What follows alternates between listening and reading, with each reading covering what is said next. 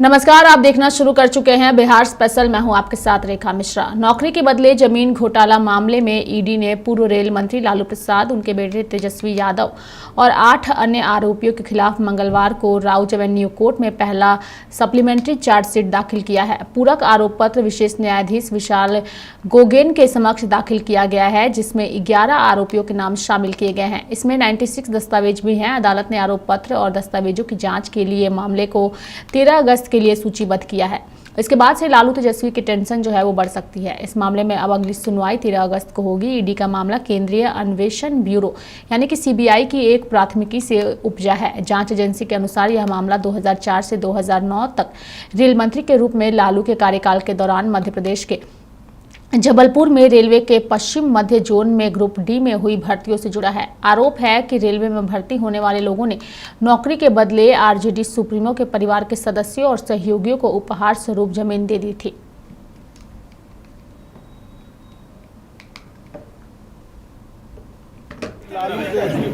Sir, Lalu और तेजस्वी पे ED ने सप्लीमेंट्री चार्जशीट दाखिल की है। चार्जशीट को चोरी करेगा तो चार्जशीट तो होगा ही ना। बढ़ेंगे आगे। युवा जल्दी से तरक्की ढूंढते हैं, इसके लिए बाबा दरबार कम समय में डाक बम पहुंचने का जो क्रेज युवा में बढ़ गया है, उसकी चर्चा जो है इस वक्त सभी जगह हो रही है। दरअसल विश्व प्रसिद्ध श्रावणी मेले की तीसरी सोमवारी पर बाबा वैद्यनाथ पर जलार्पण को लेकर सुल्तानगंज में डाक बम का महासैलाब जो है वो देखने को मिला था। महादेव को रिझाने के लिए युवा डाक बम बन रहे हैं। कम समय में जल चढ़ाना यानी 16 से 18 घंटे में 98 किलोमीटर पैदल चलकर बाबा धाम पहुंचने वाले डाक कांवरिया कष्ट व तप कर बाबा से सालों भर की सुख शांति की कामना करते हैं। कांवरिया पथ पर डाक बम रुकते नहीं हैं। यदि वो रुकते हैं तो उनकी यात्रा पूरी नहीं मानी जाएगी। एक जगह खड़ा होने के बाद भी उनका पैर चलते रहता है। बांका के राम बहादुर जो है, उनका इस पूरे मामले पर कहना है कि किसी चीज़ की कमी नहीं है, बाबा ने सब कुछ दिया है। डाक कांवरिया रोज यूं तो जाते रहते हैं, किंतु सोमवार को जलार्पण की खास विशेषता डाक कांवरियों की होती है। कई यूथ ने बताया कि 16 से 24 घंटे के दौरान बाबा पर जलार्पण कर सालों भर सुख शांति व समृद्धि की कामना हो जाती है। यानी कम समय में सालों की तरक्की बाबा वैद्यनाथ दे देते हैं। कई डाक बम ने का ये भी कहना है कि नौकरी जाने के बाद नौकरी मिली, पत्नी मिली, डाक जल चढ़ाने के बाद बाबा ने कोई काम नहीं किया है। कई युवती डाक बम का प्रमाण पत्र लेने के बाद बताया कि कष्ट साध्य साधना के बाद सालों भर सुख शांति और तरक्की मिलती है। देवघर के बाबा पर डाक जल चढ़ाने से सब कुछ मिल जाता है। यानी कि बाबा पर जलाभिषेक के लिए अगर हम बात करें तो सावन के दौरान जो है वो मंदिर में डाक श्रद्धालुओं की जो है वो होड़ नजर आती है और सभी बाबा पर जलाभिषेक करने के लिए पहुंचते हैं।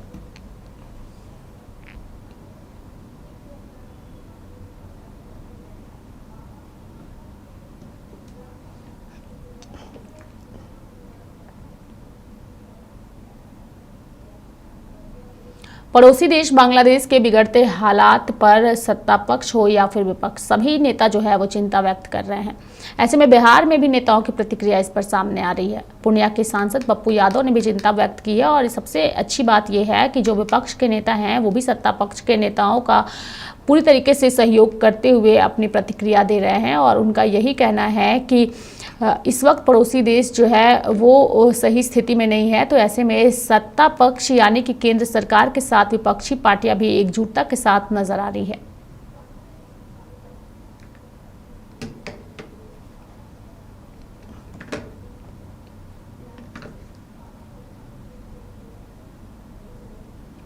बढ़ेंगे आगे। पटना में सहायक उर्दू अनुवाद के अभ्यर्थियों के सब्र का बांध एक बार फिर से टूट चुका है, जिसके बाद आज बीएससी ऑफिस का घेराव करने के लिए सभी पहुंचे, जिसको लेकर काफी संख्या में पुलिस बल तैनात किए गए। अभ्यर्थियों की मांग है कि जल्द रिजल्ट जो है वो जारी कर उन्हें नौकरी दी जाए।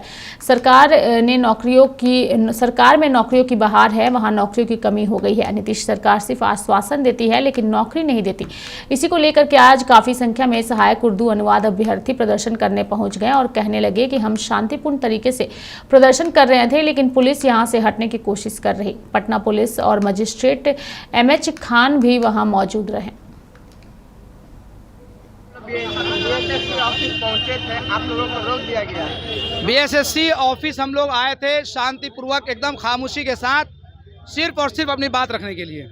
हमारा मकसद कोई विरोध करना, किसी भी सरकार के खिलाफ नारा लगाना, आयोग के खिलाफ नारा लगाना नहीं है। हमारा मकसद सिर्फ ये है कि 2 साल किसी एग्ज़ाम की काउंसलिंग को हो चुका और 2 साल के बाद भी हम लोग बेरोज़गार भटक रहे हैं उस सरकार में, जिस सरकार में नौकरी ही नौकरी है। लेकिन यहाँ बच्चियाँ हैं जिनकी शादियाँ टूट रही हैं इस बात पर कि तुम लोग बोले थे कि हमारी नौकरी होने वाली है, लेकिन रिश्ते इसलिए टूट रहे हैं कि तुम झूठ बोले थे। आज क्या आयोग इसका जिम्मेदारी लेगा? घर से निकाल दिया गया है। देखिए, पूछिए जाकर के उनसे, पूछिए। आयोग हमेशा झूठ बोलता है कि 31 तारीख को हो जाएगा, 13 तारीख को हो जाएगा, तो 31 तारीख को हो जाएगा। हम गया से आते हैं, सिवान से आते, इतने दूर दूर से मेरे घर वाले आने की इजाजत नहीं देते। कब तक ऐसा होगा? 5 साल हो गया, 2019 की वैकेंसी है, 2024 चल रही है। बताइए आखिर हमारा क्या जुर्म है कि हमें नहीं सेलेक्ट किया जा रहा? हम लोग 2 साल हो गए जब से काउंसलिंग हुई, तब से बार बार यहाँ पे आते बीएसएससी के पास, इसलिए बस ये उम्मीद से कि वो फाइनल मेरिट लिस्ट जारी कर देगा, पर वो फाइनल मेरिट लिस्ट जारी करने को तैयार नहीं है। उन्होंने कहा था कि 3 दिन का नोटिफिकेशन जारी हो जाएगा 3 दिन में, और वो नोटिफिकेशन में क्या जारी किया कि 291 लोग का फिर से एग्जाम होगा। क्यों भाई? 2300 तो पहले से थे ना कैंडिडेट, फिर आपको कैसे कम पड़ गया? ठीक है, वो कम पड़ गया, आपको जो करना है कीजिए, लेकिन हमें फाइनल मेरिट लिस्ट मान लीजिए कि ये त्रुटि हुई भी तो उनको 5 साल बाद याद आ रहा है कि ये त्रुटि हुई थी।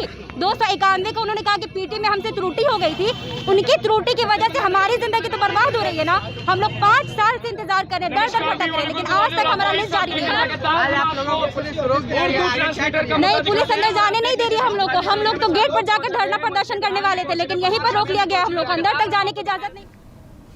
बढ़ेंगे आगे। क्रीमी लेयर आरक्षण को लेकर देश में नेताओं की ओर से विरोध प्रदर्शन जो है वो किया जा रहा है। वहीं जब इसको लेकर के बिहार सरकार के मंत्री प्रेम कुमार से बात की गई तो उन्होंने क्या कहा वो आपको सुनाते हैं।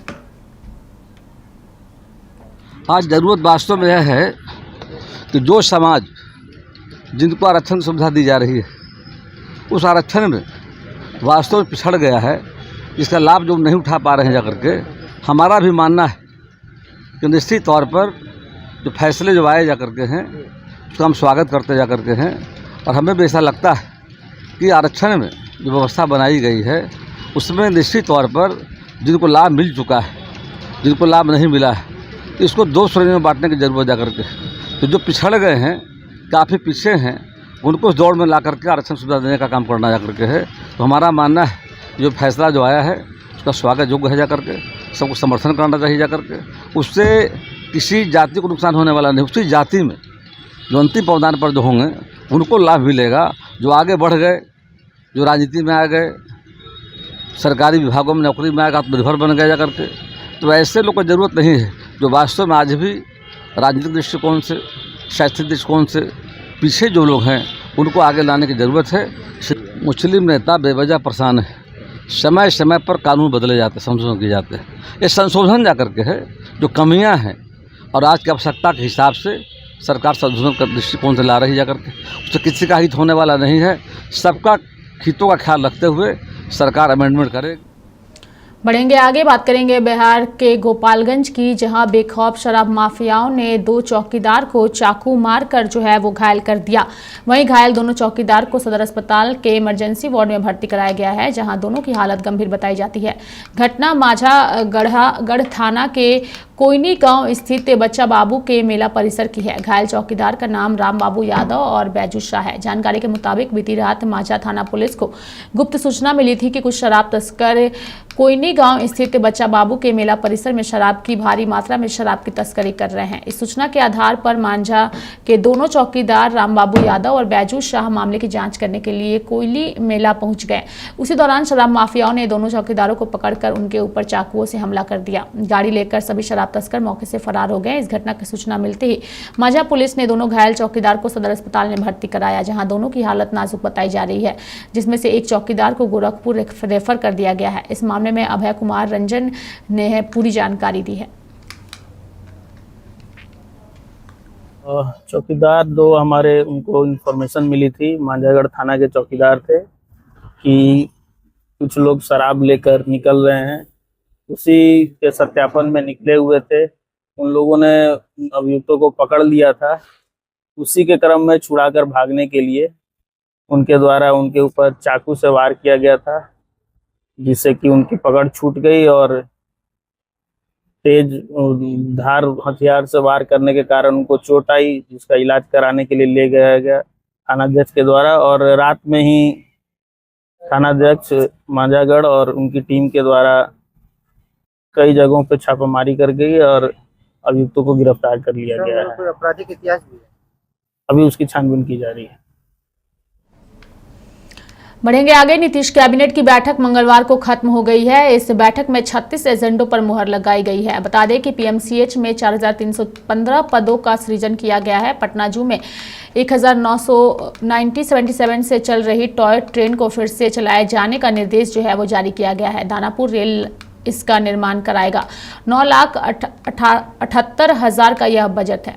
माफ करिएगा, 9,88,000 का यह बजट है। 4 कोचेज होंगे जिसमें वहीं ट्रैक भी बिछाया जाएगा। बता दें कि 2015 से बंद है यह टॉय ट्रेन। इसके साथ ही स्वास्थ्य और परिवहन विभाग में नौकरी देने का फैसला भी लिया गया है। स्वास्थ्य और परिवहन विभाग ने भी नई नौकरियां देने की बात कही गई है। साथ ही हस्तकरघा एवं रेशम निर्देशालय का पुनर्गठन किए जाने का निर्देश जारी किया गया है। मुंबई में निवेश आयुक्त कार्यालय खोला जाएगा। इसके लिए वित्तीय वर्ष 24-25 से योजना मद से गैर योजना मद में पैसे दिए जाएंगे।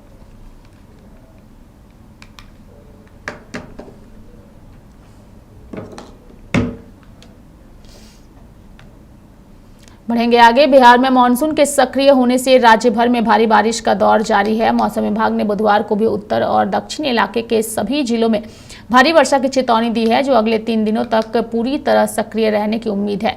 ऐसे में बिहार की छोटी सी बड़ी नदियां जो हैं वो फिर उफान पर हैं। बाढ़ग्रस्त इलाके के लोग अभी से अलर्ट हो गए हैं। मौसम वैज्ञानिकों की माने तो इस हफ्ते बिहार में अच्छी बारिश होने की संभावनाएं हैं और अगले 48 घंटे तक राज्य भर में झमाझम बारिश होने के आसार जताए जा रहे हैं। मंगलवार को पश्चिमी बिहार और सीमांचल में तेज बारिश हुई है। वहीं बुधवार को दक्षिण बिहार के जिलों में भारी बारिश की आशंका है। पिछले महीने मानसून के कमजोर होने से बिहार में बारिश का औसत 50% तक घट गया था। इसके बाद सूखे की आशंका जताई जा रही थी। हालांकि अब मानसून फिर से सक्रिय हो गया है तो किसानों और आम लोगों के चेहरों पर रौनक लौट आई है।